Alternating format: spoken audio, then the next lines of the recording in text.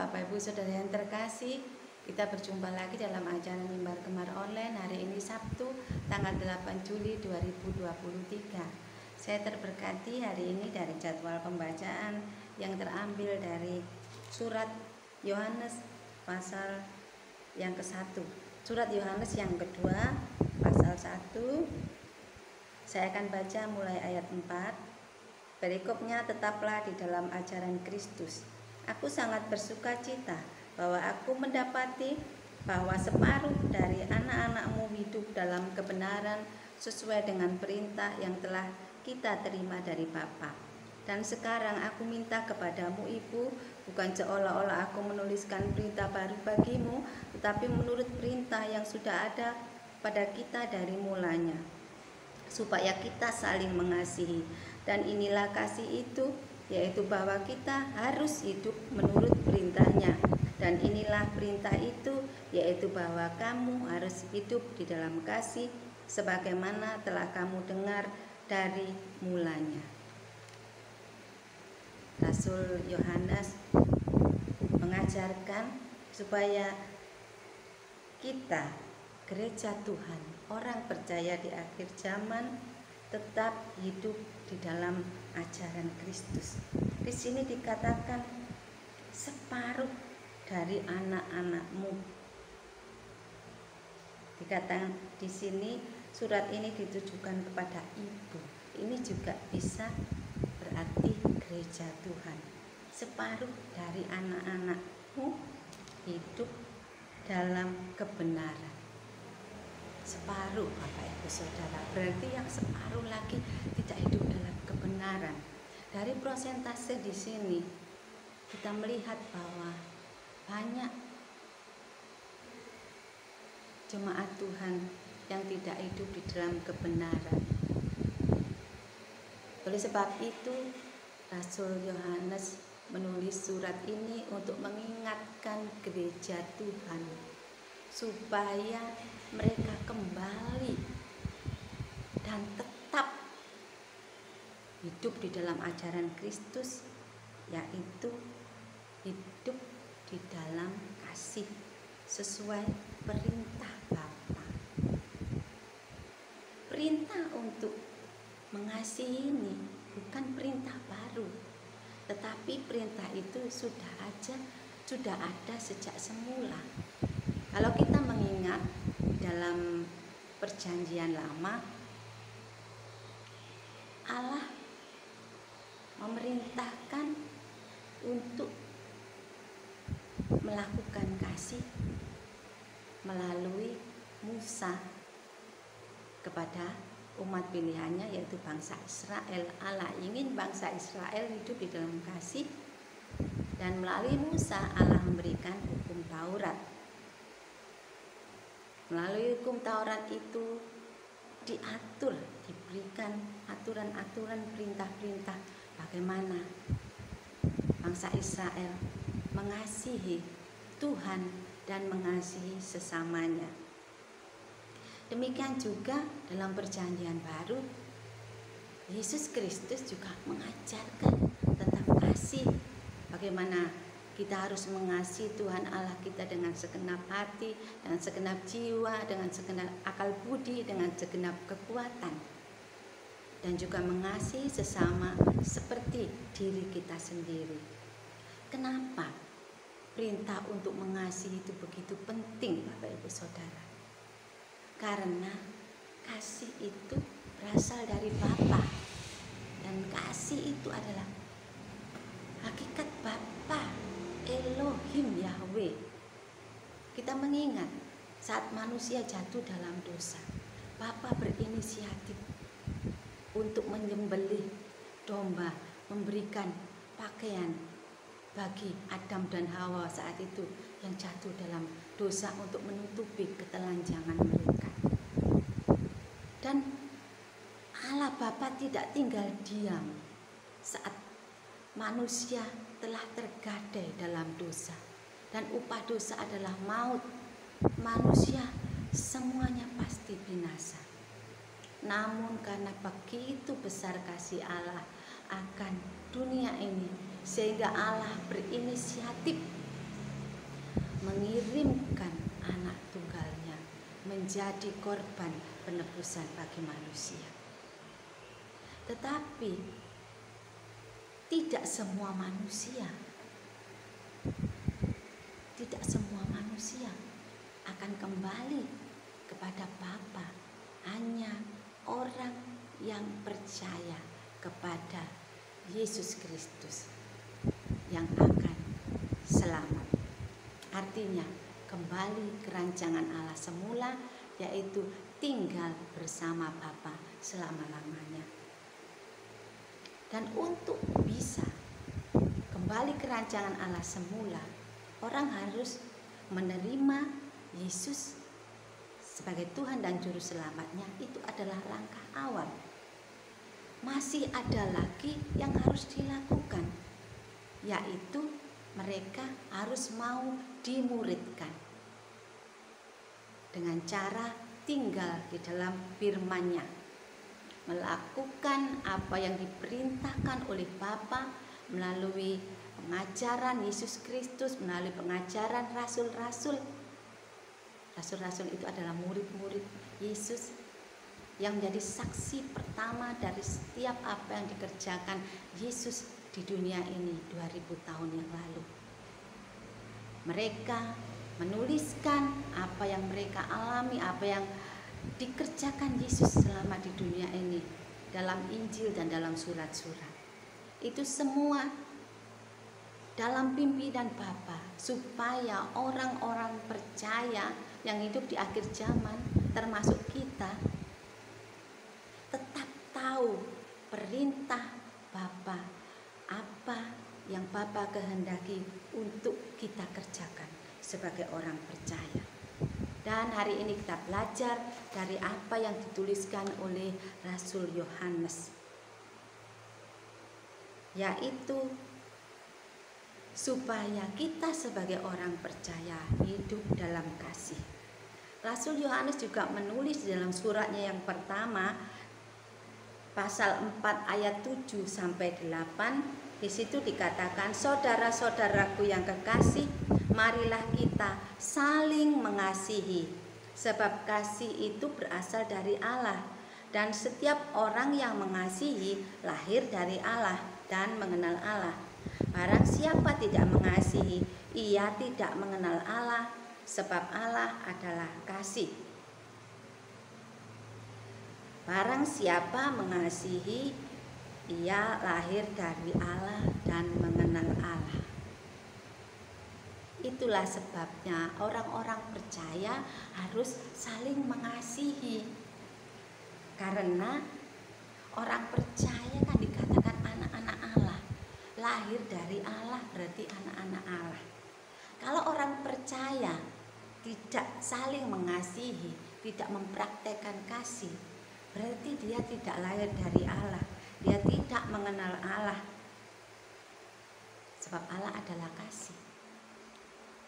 Karena itu Rasul Yohanes juga mengingatkan ini sangat penting untuk orang percaya hidup saling mengasihi.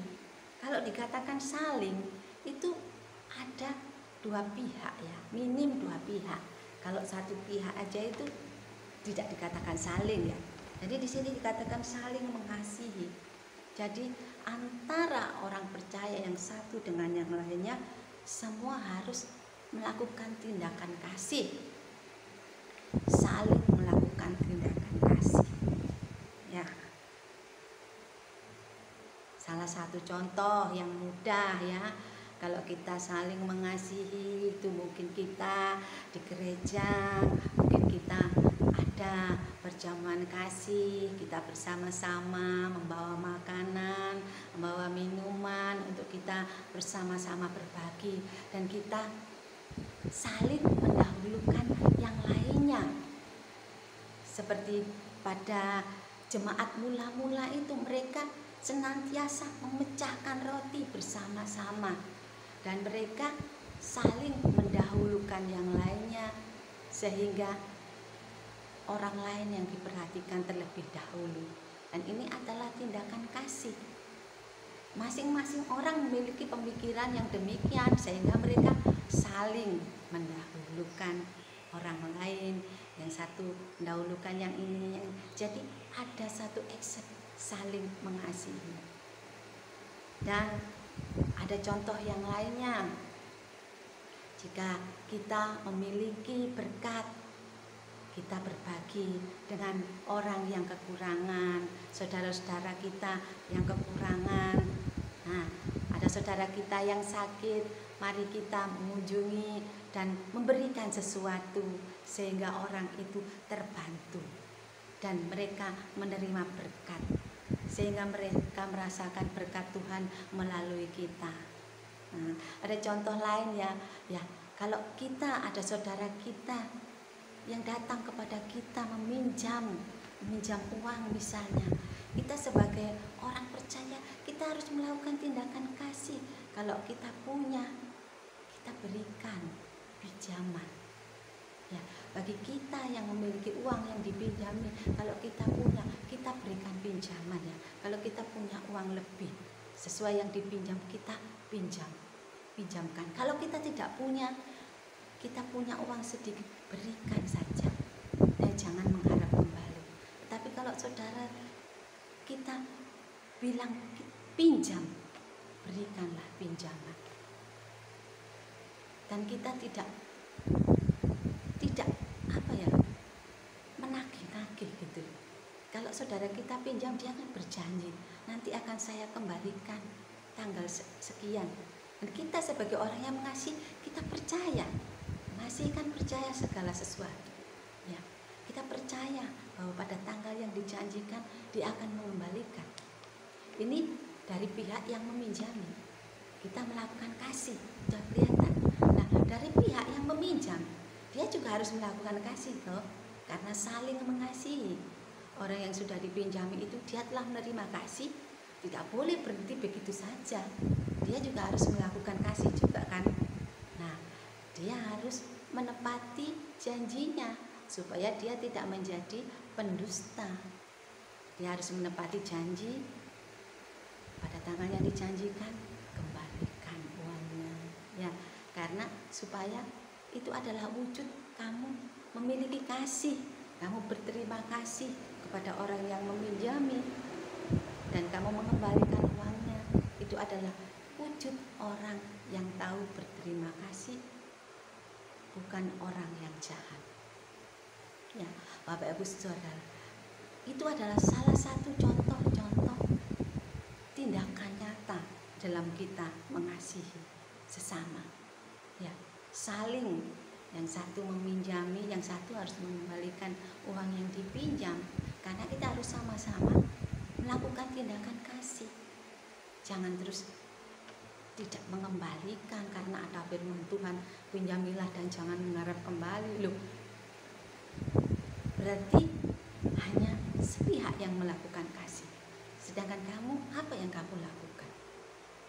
Tuhan Yesus mengatakan, jangan kamu menjadi orang yang tidak tahu berterima kasih.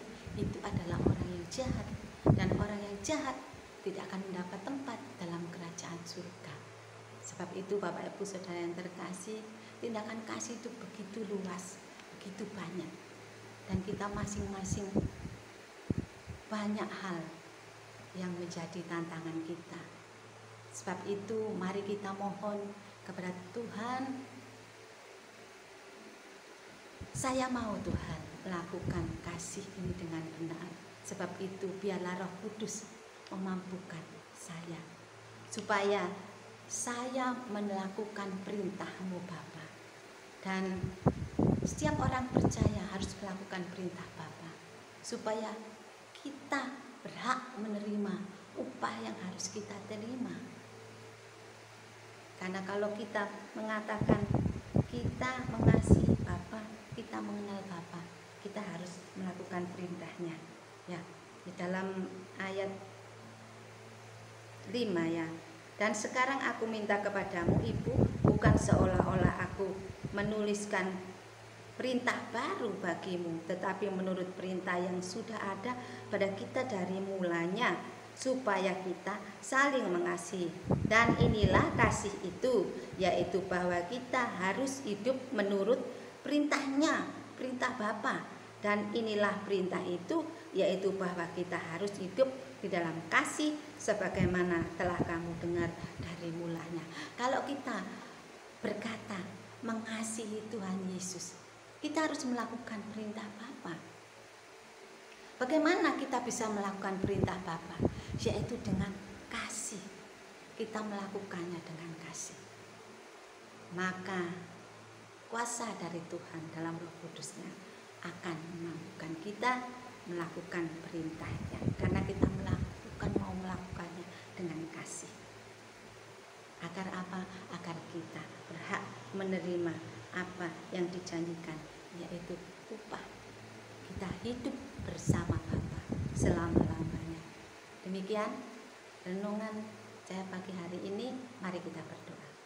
Bapa, terima kasih untuk nasihat-Mu melalui bacaan pagi hari ini, supaya kami sebagai anak-anak-Mu yang mengaku percaya kepadamu, kami hidup saling mengasihi. Tolonglah kami Bapa, supaya kami tidak menjadi orang yang jahat, yaitu orang-orang yang tidak melakukan perintah-Mu, orang-orang yang tidak mengasihi. Biarlah kami menjadi orang yang melakukan kasih. Setiap kami saling mendahului di dalam melakukan kasih, sehingga nyata bahwa kami adalah anak-anak-Mu.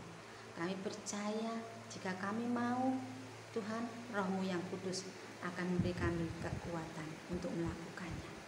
Terima kasih Bapa, ampuni kami jika selama ini kami masuk belum bisa mengasihi dengan tulus seperti yang Kau kehendaki.